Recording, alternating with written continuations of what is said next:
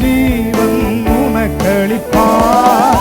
சத்திய வாக்கை நம்பியே வா, நித்திய ஜீவன் உனக்களிப்பார். உன் பெயரை ஜீவ புத்தகத்தில் உண்மையாயின்றே எழுதிடுவார். வருவாய், தருணம் இதுவே, அழைக்கிறாரே.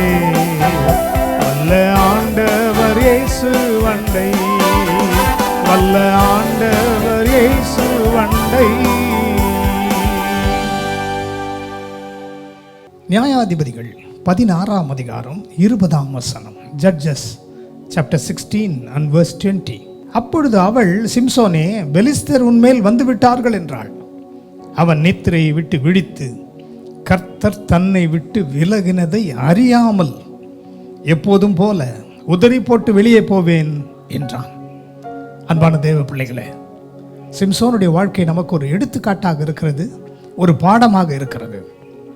கர்த்தருடைய ஆவியானவர் அவனை விட்டு விலகினதை அவன் அறியாமலே இருந்தான். ஏன் ஆவியானவர் விலகினார்?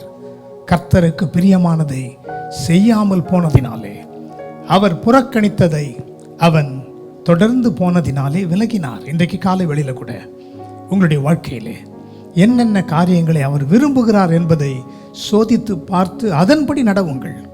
ஒருவேளை நீங்கள் அவருக்கு பிரியமில்லாதவைகளை செய்தால் அவர் உங்களை விட்டு சொல்லாமல் கொள்ளாமல் விலகி போய்விடுவார்.